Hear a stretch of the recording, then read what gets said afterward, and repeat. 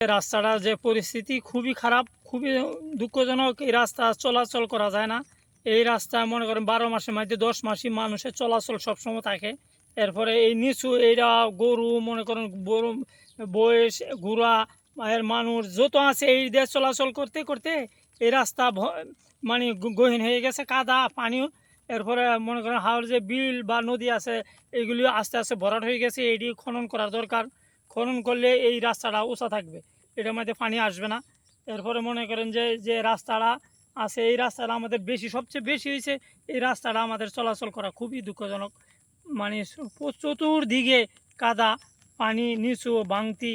এরপরে মনে করেন যে এইদিকে সবসময় অনবরত লোক সবসময় চলাচল থাকে। বৃষ্টি মানে কি আস্তে আস্তে এতে তো ভরাট হয়ে গেছে, এটি খনন করতে হবে। এই বিলগুলি খনন করতে হবে। নদীটা আছে, নদীটা খালটা, এই খালটা খনন করলে এখানে পানি উঠবে কম।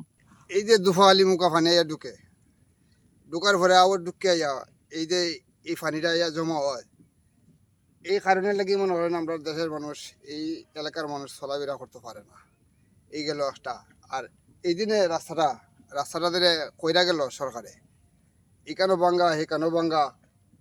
এই একটু পানি দিলেই আপনার চলাফেরা করা যায় না। এই সামনে কদ্দুরতর আছে খাঁচা রাস্তা, এটাও আপনার সময় মতো মানুষ আওয়া যাওয়া করতে পারে না।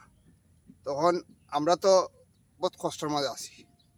একটু বৃষ্টি দিলেই ছাগল মাগল গরু বাছুর যাইতে পারে না। কারণ এটা তো আপনার নিচা, তো নদী থেকে এটা হলো নিচা। নদী বাইদি পানি পারলে আবার এবাদি বাড়ি যায়, এবাদি কমলে এবাদি বাড়ে। অতটুকুর মাঝে আপনার আসি। আর এদিকে পানি বৃষ্টি দিলেও সেদিকে পানি পারলে এদিকে বাড়ে। এটা থেকে মনে করেন আপনার মেন শহরেও যাওয়া যায়, আবার হালুয়াঘাটও যাওয়া যায়, মাছবাড়িও যাওয়া যায়, এইদিকে আমবাড়িও যাওয়া যায়। দোকান ফাটাও যাইতে পারি না, বইয়া রয়েছি পানির মাঝে। না উঠারা চলতে পারি না, ওটা লাগি বাড়াইতে পারি না। গরু বাছুর চাগি বাগি এখন তার তুই ফেলতে পারি না। তুই চরক নিচার লাগি চরক ভাঙ্গিয়া গেছে কি, মাঝে মাঝে ভাঙ্গিয়া গেছে কি, কান্দা তো একেবারে নিচে হয়ে গেছে, মানে মাটির লগে লাগিছে। চরকও মাটি দিছে না তলে দি চরক নইয়া গেছে। গুরুস্থানের সামনে একটা এটা কিছু বড় আগে, আর সামনে আছে আরো।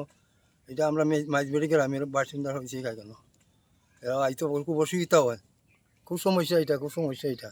এখানে দাঁড়াগা পর্যন্ত এখানটা খাসা আছে, মাঝখানে কতক্ষণ নামি গেছে ইয়েও। এরপরে দাঁড়াগা পর্যন্ত এখানটা আমরা যাইতে খুব অসুবিধা হয়, খুব অসুবিধা হয়।